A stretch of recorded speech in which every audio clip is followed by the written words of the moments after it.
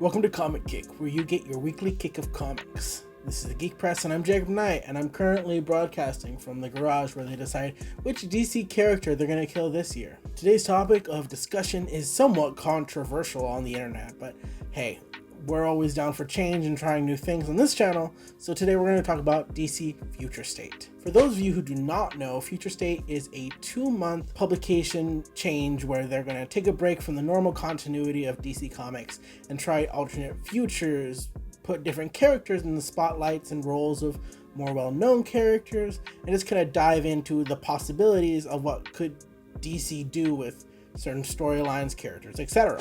And some of these things that people have seen, previews and from solicitations, some people are pretty mad about it. Others are willing to try the change because they realize in this industry everything folds back to its original anyway, so why not diverge from the norm just for a little bit to see what could happen.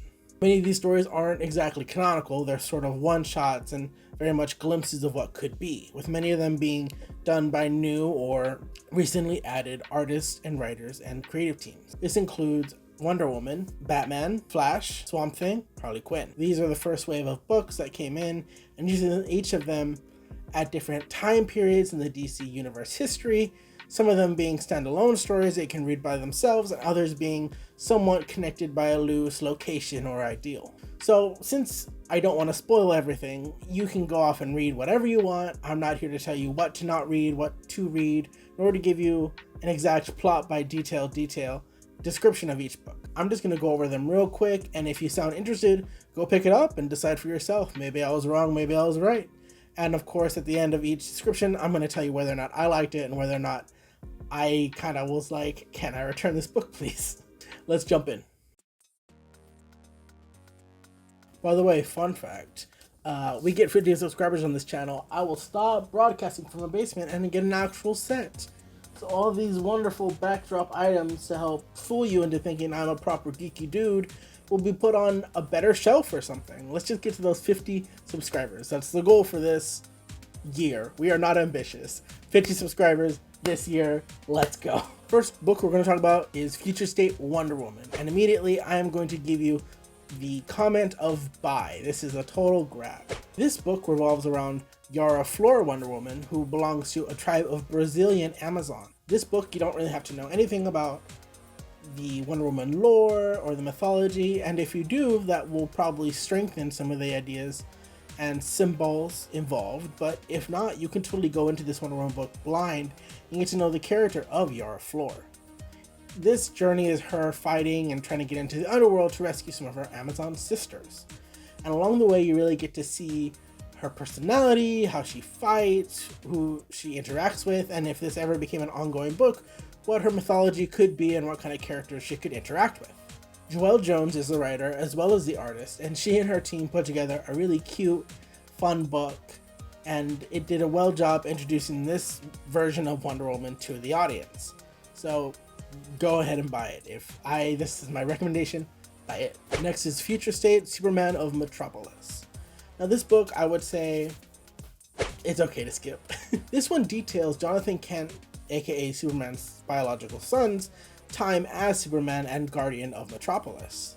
Frankly, you have to really sign on with the idea of the situation rather than sign on with the idea of the character. And what I mean by that is that what drew me into the book was the situation itself and the story and the world building of Metropolis, not exactly the character of Jonathan Kent himself. Now this book, like some of the Future State books, will have multiple stories in them. So the other two stories involved a hero known as Mr. Miracle and the other being the Guardian.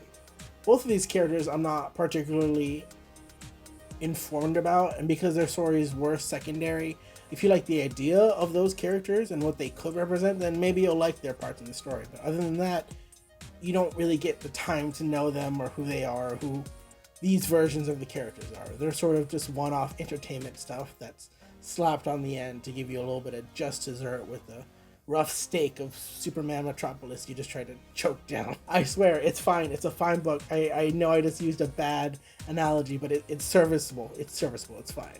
Ram the Fifth and Mike Perkins wrote and was the main artist on Swamp Thing, which is a book that I was very okay with.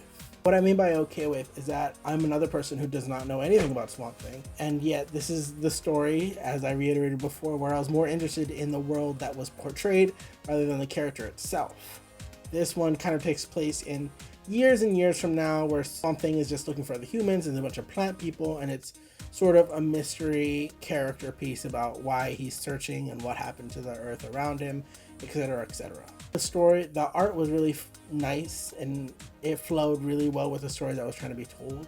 And although I'm not a personal fan of the character, I would say pick this one up. Why not? Go for it. If you're interested in the character, it's up to you. Stephanie Phillips, Simone Demo were the writer and artist who created Harley Quinn, this future state version, and frankly, this was okay. You already know the character of Harley Quinn. You don't have to worry too much about any development. This is just her kind of acting and using her mind to aid the man. What's interesting about this book is the topics and characters that are introduced rather than the character itself. I'm sensing a trend here. Anyways, if you're a Harley Quinn fan, you don't get to see too much of her, to be frank, so this is another, it's up to you if you want to grab it. The colors and art and that whole team did a wonderful job on the graphic sides, and honestly, the art really reminded me of like an indie game concept art book, which was really enjoyable, and I'm a fan of the art. Next we have Future State The Flash.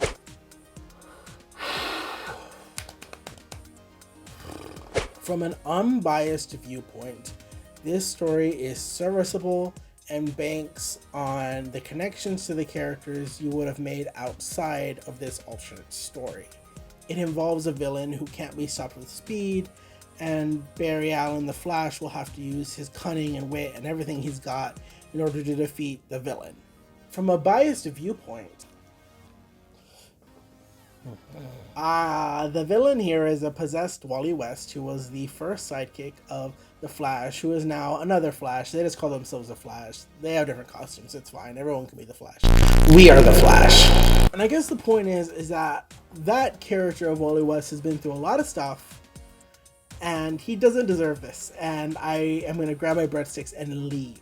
Yes, I know that's an old meme. I don't care. I'm still going to use it. The point is that Wally West has been through a lot of stuff, a lot of trauma. So from a completely biased viewpoint, I'd say skip it.